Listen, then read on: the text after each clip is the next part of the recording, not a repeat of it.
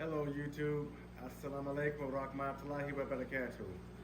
Welcome back to Tabak Aquatics, and today I want to talk to you guys about how to create good cohesion, good chemistry in your tanks as far as tank mates are concerned, how to choose tank mates, and when you do make mistakes with the tank mates, how to identify the problem, how to correct the problem.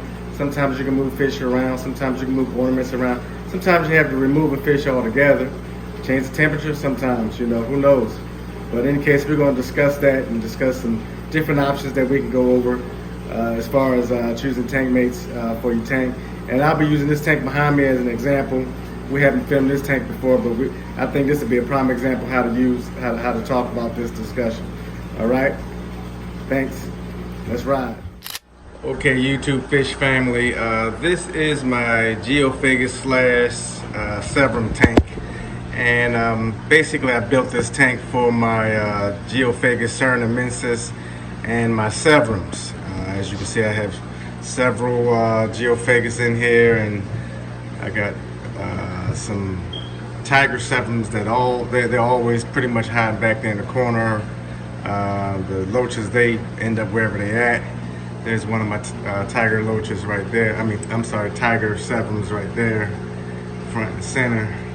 That one, he ventures out by himself more so than the others. I think the other two might be some kind of pair. Look like he having a little spat with what was sold to me as a red shoulder Severum. As you can see, he's not showing any red.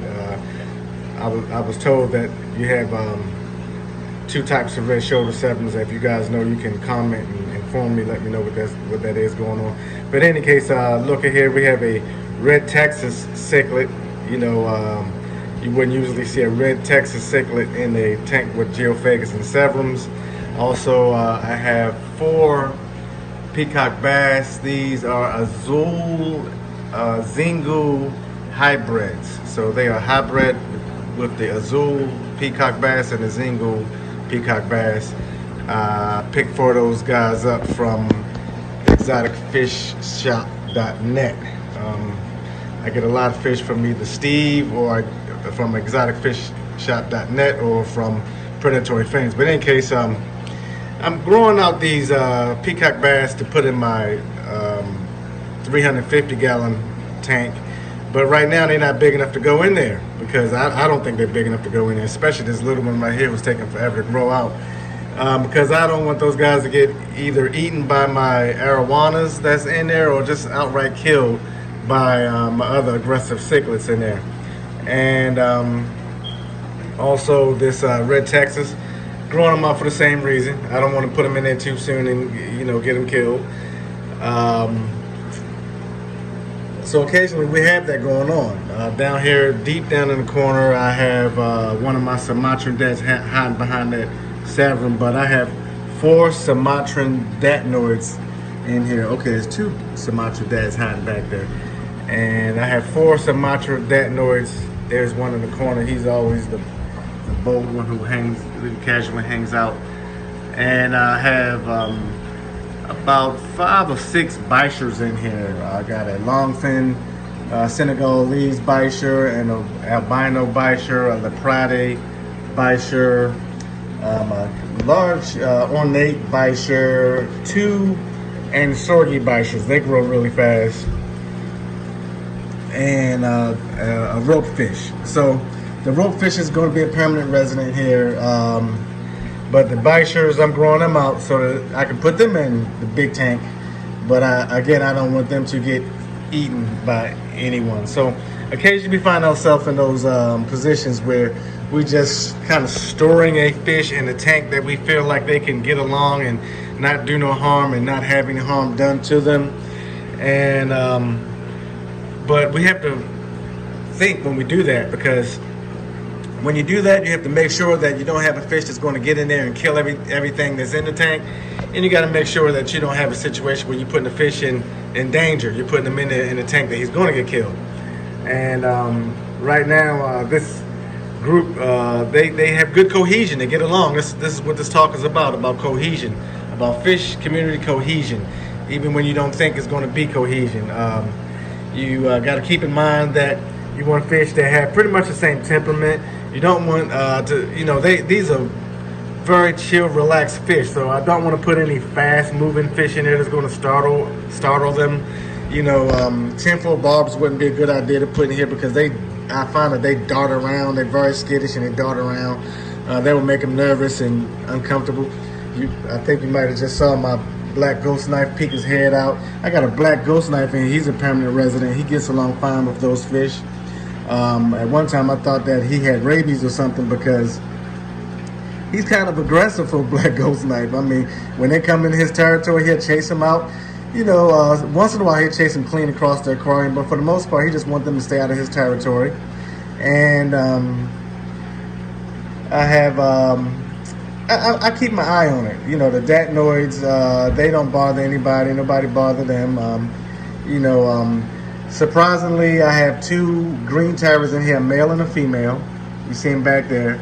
And they get along fine. They're permanent residents because they are, that green terror, he's a tank boss, but he's a good tank boss. I'm surprised, The last green terror I had, he was awful. And I think my true parrot cichlid, my Hiplochus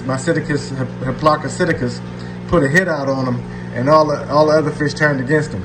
So you see right now they're starting to come towards the glass. They're starting to get the idea that maybe he's going to feed us or something, Maybe that's why he's standing in front of the glass so long. No, guys, I'm doing a video before I start your water change, so I'm just trying to take advantage of the fact that they're out and about and they're chilling.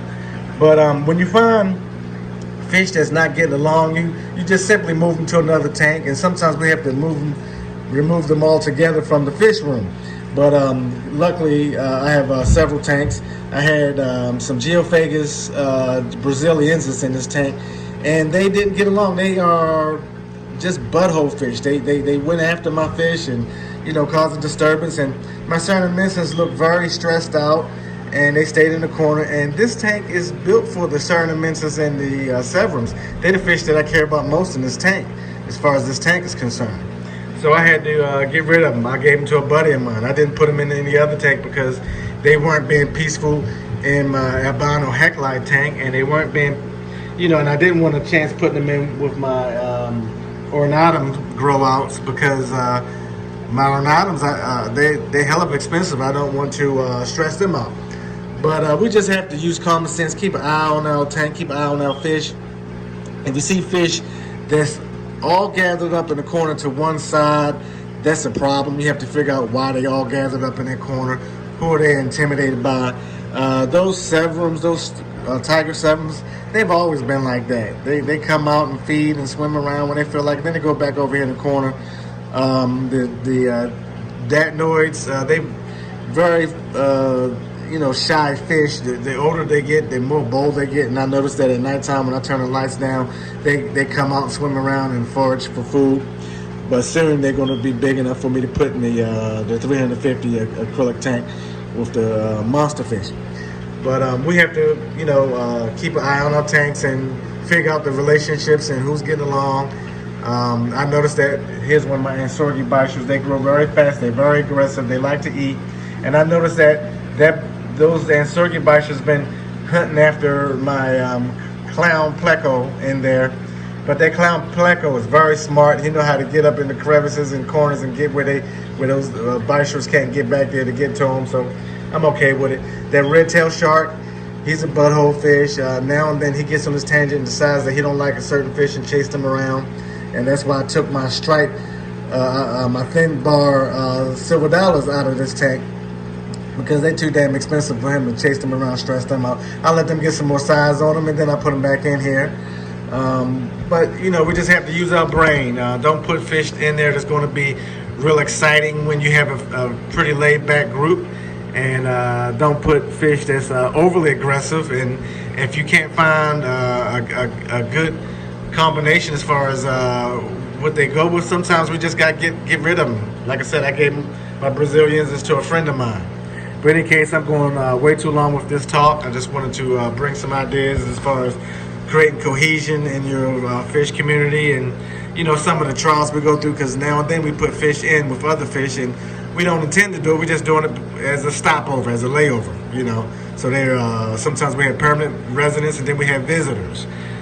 So we, we have to be cerebral about this thing.